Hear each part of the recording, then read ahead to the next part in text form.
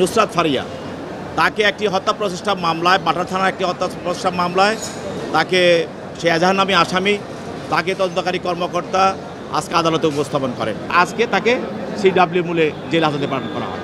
আপনারা জানেন যে আজকে বিজ্ঞ সিএমএম আদালতে রূপালী পর্দার একজন নায়িকা নুসরাত ফারিয়া তাকে একটি হত্যা প্রচেষ্টা মামলায় বাটার থানার একটি হত্যা প্রচেষ্টা মামলায় তাকে সে এজাহার নামী আসামি তাকে তদন্তকারী কর্মকর্তা আজকে আদালতে উপস্থাপন করেন। আপনারা জানেন যে সে থাইল্যান্ডে পালিয়ে যাওয়ার সময় শাহজালাল আন্তর্জাতিক বিমানবন্দরে তাকে আটক করা হয়। সেখান থেকে এই বাটা থানা নেওয়া হয়, সেখান থেকে আদালত তাকে নিয়ে আসা হয়। তার বিরুদ্ধে অভিযোগ হলো যে সে ফ্যাসিস্টের একজন অন্যতম সহযোগী।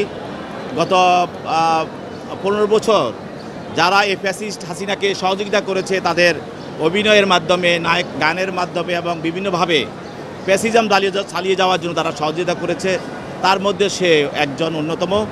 এবং এও জানেন যে বৈষম্যবিরোধী ছাত্র আন্দোলনের সময় যেসব নায়ক নায়িকা এবং নর্তকী এবং যারা বিভিন্ন ধরনের পেশার সঙ্গে জড়িত, যারা এটার সঙ্গে যারা ছিল, তারা যারা হাসিনার পক্ষে কাজ করেছে তাদের মধ্যেও ছিল, তাদের সঙ্গেও তার সম্পর্ক এবং সেই ছিল ফারিয়া।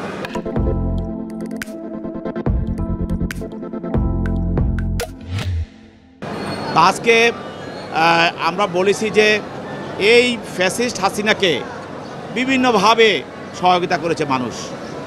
কেউ তার বক্তব্য দ্বারা সহায়তা করেছে, কেউ তার গান দ্বারা সহযোগিতা করেছে, কেউ তার অভিনয় দ্বারা সহযোগিতা করেছে, কেউ তার ফুটবল খেলা দিয়ে সহযোগিতা করেছে, কেউ তার ক্রিকেট খেলা দিয়েও সহযোগিতা করেছে।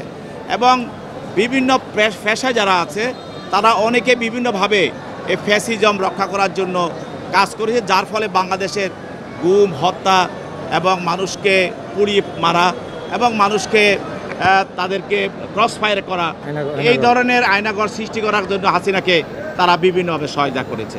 তো যেহেতু ফারিয়াকে তদন্তকালে তদন্তকারী কর্মকর্তা অন্যান্য আসামি যাদেরকে গ্রেপ্তার করা হয়েছে যাদের সঙ্গে তার তদন্তর বিষয় জিজ্ঞাসাবাদ করা হয় এবং যখন এজাহারটা করা হয় তখনও তাকে এই ঘটনার সঙ্গে সম্পৃক্ত পাওয়ার কারণে তাকে এজাহারভুক্ত করা হয়।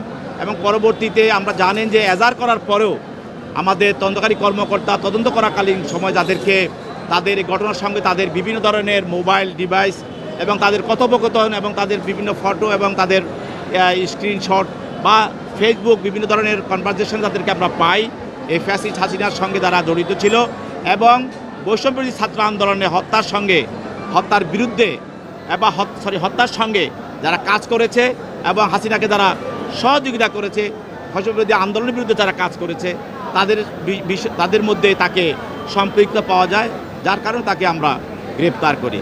আজকে তার জামিন আংশিক শুনানি হয় এবং আগামী 22 তারিখে বিজ্ঞ বিচারক তদন্তকারী কর্মকর্তাকে তার বিষয়ে আরও কাগজপত্র সহ আরও তথ্য প্রমাণ সহ তাকে জামিন শুনানির বিষয়টা করার জন্য প্রতিবেদন দেওয়ার জন্য আগামী 22 তারিখ নির্ধারণ করা হয় এবং আজকে তাকে সিডব্লিউ মূলে জেল হাজতে প্রেরণ করা হয়।